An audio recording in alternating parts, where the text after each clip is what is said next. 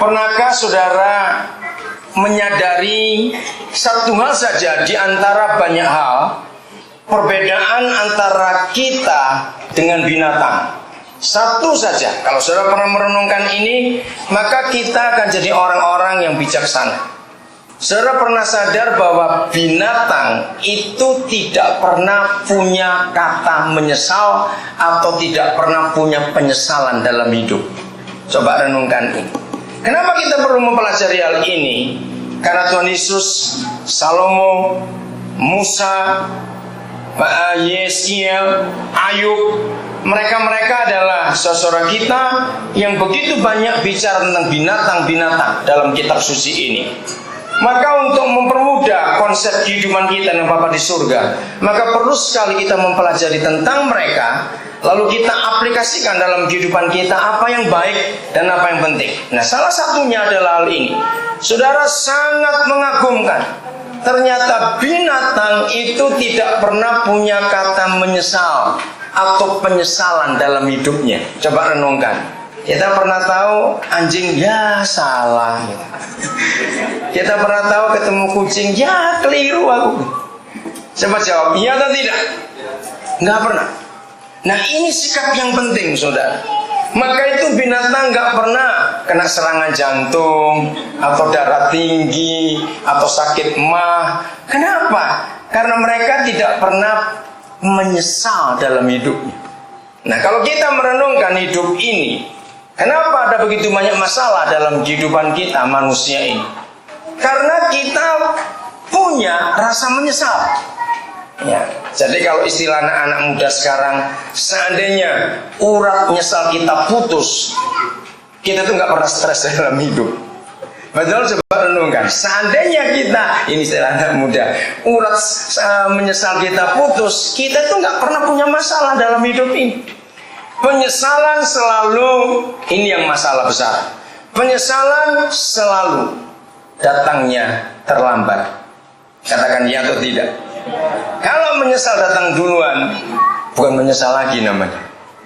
Saudara, jangan dianggap enteng. Ini perkara besar dalam kehidupan kita. Menyesal.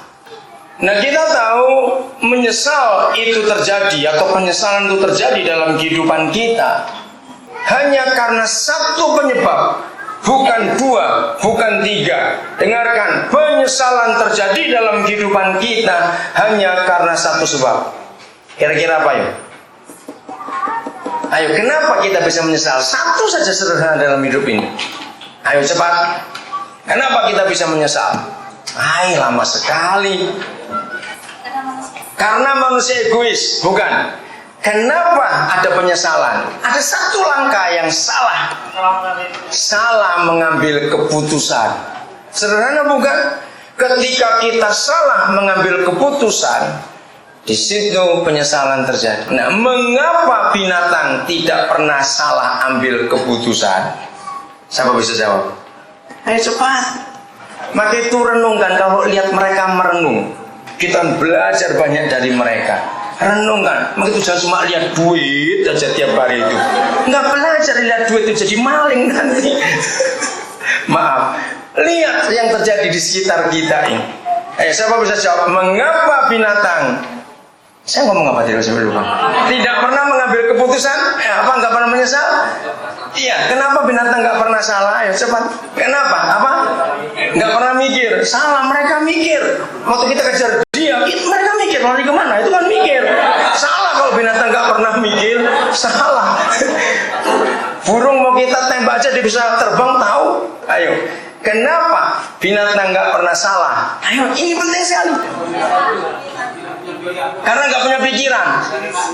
Itu dia.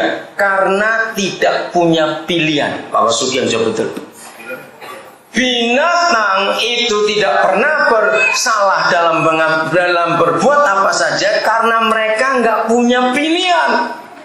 Jadi kesimpulannya, mengapa kita manusia ini yang dikatakan pintar, sekolahnya hebat, bisa ngitung duit dan semuanya itu, kenapa kita masih bisa berbuat salah dan salah mengambil keputusan, akibatnya penyesalan? Karena kita bisa memilih dalam hidup. Dan kembalinya sama. Lalu bagaimana supaya kita tidak salah memilih? Balik tadi, jangan salah ambil keputusan. Untuk apa saja.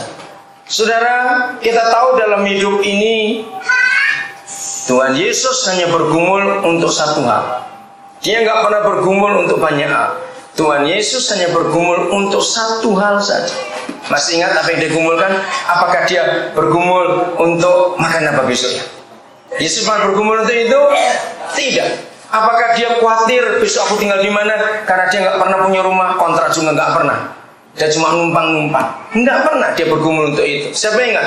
Hanya ada satu hal yang Tuhan Yesus pernah bergumul, dan Alkitab mencatat itu. Sampai begitu berat perjuangannya dalam pergumulan itu. Apa itu? Bukan cawan, salah.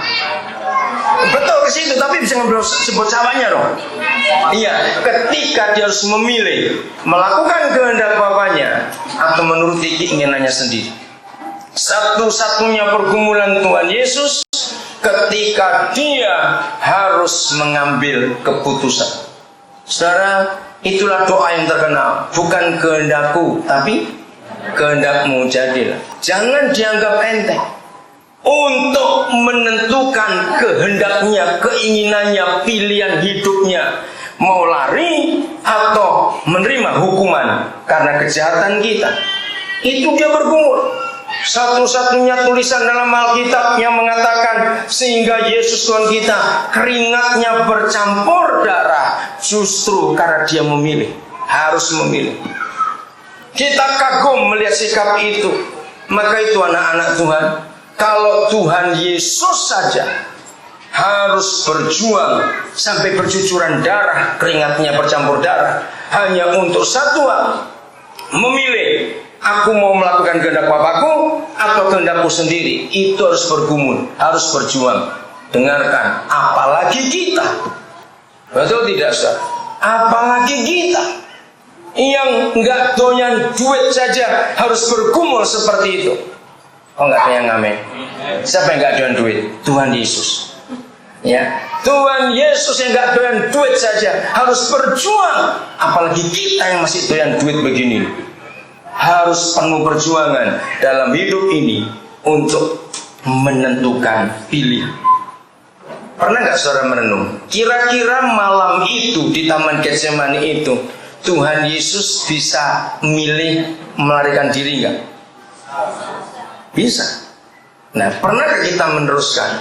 Kalau kita tahu dia memilih tidak mau melakukan kehendak Bapaknya dan dia ingin cari selamat buat dirinya sendiri, pernah nggak kita mikir? Apakah Tuhan Bapa di surga gagal? Tidak.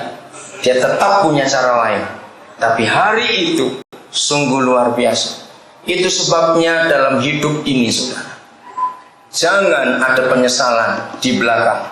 Biarlah setiap kali kita harus mengambil keputusan untuk memilih sesuatu, kita milih dengan baik. Mari kita buka 2 Tawarik 20. Jadi karena binatang tidak punya pilihan dalam hidup, maka dari lahir sampai mati ya begitu. Mereka tidak pernah terpengaruh dengan yang lain. Bayangkan kalau sampai sapi bisa memilih, dia bosan makan rumput, celaka sekali itu. Binatang tidak pernah punya pilihan, ya cuma itu hidupnya. Maka kalau pilihan kita cuma satu, melakukan kehendak Bapa di surga, maka kita jadi orang yang sangat diberkati dalam hidup ini. 2 Tawarik 20 ayat yang ke-2 mulai. Datanglah orang memberitahukan Yosafat, dia raja yang diurapi, raja yang dipakai Tuhan, pemerintahnya sangat diberkati. Tapi ada masalah suatu hari. Suatu laskar yang besar datang dari seberang laut Asin, dari Edom, menyerang tuanku. Sekarang mereka di Hazeson Tamar, yakni En-Gedi. Jadi sudah dekat. Adik-adik, anak-anak muda, remaja, dengarkan kalian. Dalam hidup kalian, yang masih remaja, masih pemuda, itu sangat banyak pilihan. Dari bangun pagi sampai kalian tidur malam, ada banyak pilihan. Buat kita yang sudah dewasa, sudah 40-an, 50-an tahun ke atas, pasti pilihan kita beda dengan anak-anak muda itu. Kalau sampai sudah tua-tua masih banyak pilihan, nggak tahu diri itu namanya. Jangan tersinggung saya ngomong ini. Sudah tua aja kok aneh-aneh.